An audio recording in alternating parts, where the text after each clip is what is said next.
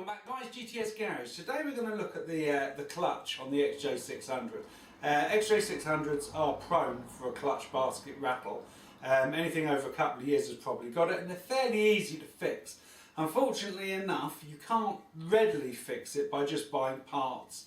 The parts that look like they're going to be the cause actually aren't. So I've ordered about 2 or 3 parts thinking I'll be able to get around this, and actually you can't. You've got it, the easiest way is just to end up making yourself a new dowel, just a little thicker than the one that comes as standard. Okay, so without further ado, let's take a look at what tools you're going to need to complete the task. Okay guys, tool wise you're going to need a 30mm socket. For the boss nut you are going to need a Dremel or some form of cutting tool. You are going to need a screwdriver. That's optional, to be honest. You can just use your 10mm socket to get the nuts all the way out, but I use a screwdriver on the end of those screws on the basis that it's just easier once you've undone them, but feel free to use that. You're going to need a file because you're going to have to put a point onto the sacrificial Allen key. You are going to need some way of holding the wheel, the basket still, while you undo the boss nut with your 30mm. If you don't have one of those, you're going to find it very difficult to do. You are going to need a sacrificial Allen key. You are going to need a 3/16 steel spring sleeve, which I shall put onto the screen so you can see what I'm doing. You also need a snap clip remover. So that's one of these, and it basically pulls the snap clip apart and you're able to slip it off. You are going to need one of those. Okay guys, that's the tools done. What I should have mentioned on there, you're going to need torque wrenches. You are going to need torque wrenches for the boss nut, which is 70 Newton meters, and you are going to need torque wrench for the spring bolts. And the reason you're going to need those, I think they are about 8 Newton meters, which is fairly light, but if you over tighten them you'll just damage the springs and you'll have to replace them. So it's definitely worth having a small and a large torque wrench for this job. Okay, so that's the tool section done. The next stage is obviously going to be getting into the engine. So we're going to remove the clutch cover, we're going to remove the pressure plate, we're going to remove the boss, and finally we're going to remove the basket to have a look at actually the oil pump on the back of the basket, and I believe that's where the problem area is going to lie. The tools that we're doing, so let's remove the bolts. Okay, removing the plate. So these should almost come out as one, which they do. So because this has a tendency to swing, this is going to move around as you do that bolt, you're going to need to keep that from spinning around.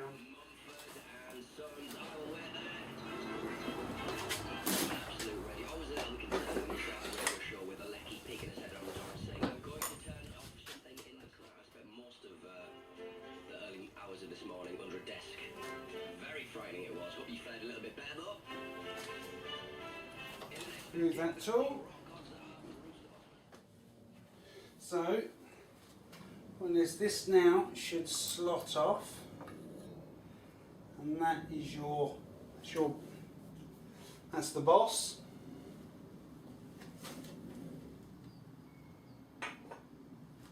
Now there is a thrust washer here. Okay, and it's very important that you know which direction it came off. So take it out, once you can get it out, take it out, and you must put it back the same way. Okay, so once you've taken that off, you can then slide the entire basket off.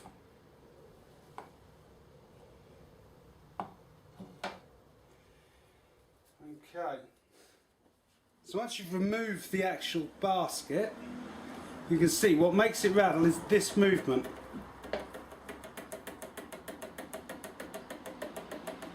Okay, so basically that is the movement that causes it. That is your clutch rattle. So the next stage is we need to do is to take the circlip off. Okay guys, as suspected, that was the cause of the rattle. It's a known cause. It's not that it's a known cause. If If you read any of the forums, you'll see the majority of the cases, that is the issue. So, now we've identified it, let's get stuck in and see if we can resolve it. Okay guys, when it comes to making the new dowel, I'm going to use a 3mm Allen key. So these are cheap as chips, you can pick them up second-hand stores, you don't pay a lot for these. So the first stage to do is to take down the corners of this Allen key up to about halfway.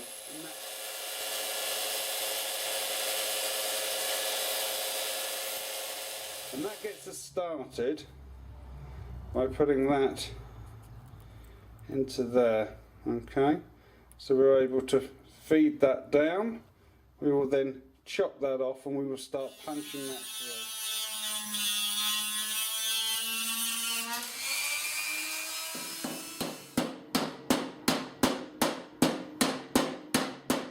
So what we're going to do now is mark the old dowel with how far it needs to be drifted in. And we're going to transfer that line onto the new dowel. Come out of there. That is our new dowel.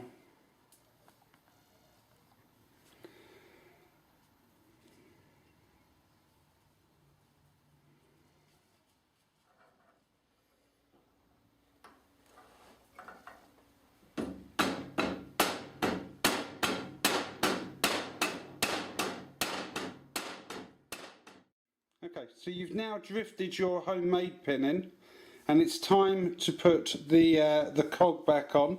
So you put the cog back on with the recess, and if you've done everything correctly, push that home, there, you see how that's coming, and what you've got is no play.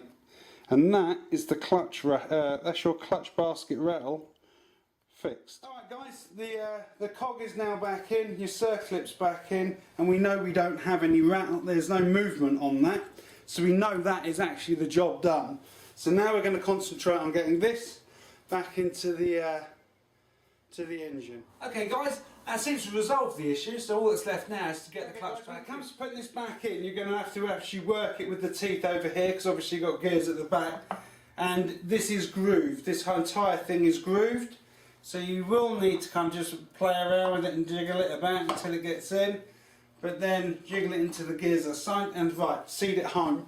The next part, if you remember, was this. Now this was the piece that was very important that you remembered which side you took it off. So we're going to put that back in. Excellent, because it is cambered, and that's the reason why they say it is it's a very slightly cambered edge. That one's back in. Okay, so now we come to the boss. Now you could take your opportunity at this point to clean the boss. Put through there, put that in. Just in there. Perfect. And then we're going to put the seating clip on the inside, and that's in. Perfect. Now these are the parts that you hammer up, remember? Okay, we're then going to put the nuts back on. This is a 30mm nut, so we put that on. There you go, that will do. Didn't have it in place properly. Okay, so we've got it set for 60, that'll hit something soon. Done. That's 60. And then we're going to go up to 70. Right. From 60 to 70. Done. Now guys, to put the plates in exactly how they came out, yeah?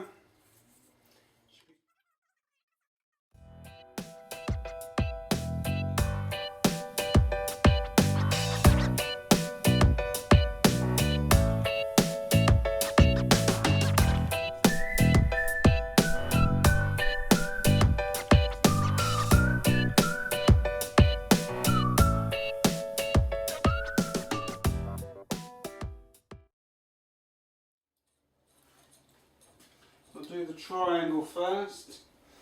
Okay, so with the springs in.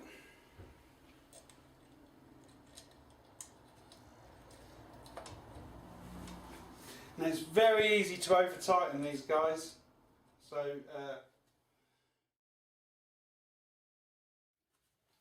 okay guys, we're nearly done. So basically the gasket now in place, it's now resting on the two dowels that we spoke about earlier, and your surface areas are clean. You must make sure that your surface areas are clean when you come to do this.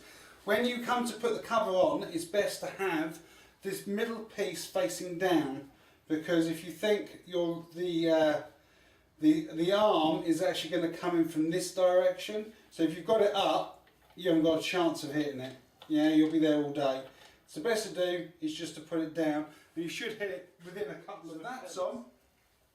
Now what I shall do before I go any further is I shall put a couple of bolts in. We'll see. Again, I'm not talking these up so I can take these out at a later date, and I just wanted to kind of finish the job, and then finger tight, new copper washer.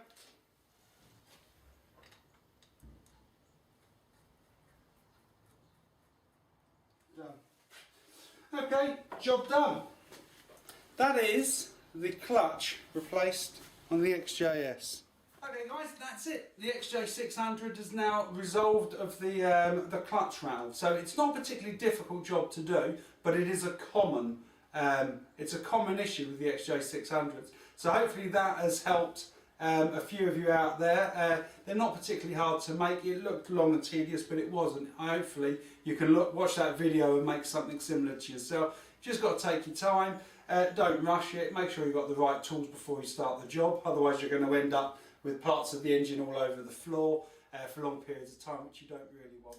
Where does that leave me? That leaves me ready to put the engine back in the frame. I should be taking. If you've been watching my videos for any length of time, you'll realise that probably for about the last 3 months I've been trying to get the frame back into the garage and get the engine in. But that is it. The engine is now going back into the frame. I'll bring the frame back tomorrow. I have an idea, or I've read on the forums that you can lay it on the side and basically just drop the frame. The engine goes back in. I'm going to strip the forks. The impact gun didn't work like I thought it was going to work, which is a pain. So it is down to a broom handle and a nut on the end. Perfect. Okay, so I was stripping those down, getting those bottoms of those. I'll be doing the conversion on the forks. So the fork I've got the FZR lowers, and I will have the XJ600 uppers, and that will bring it to the XJ600 length, but will give me the dual disc brakes on the front. Okay guys, that's it. Otherwise I'm just going to waffle and waffle. You take care of yourself. Hope you've enjoyed the video. And yes, we are nearly there. You take care. GTS Garage out.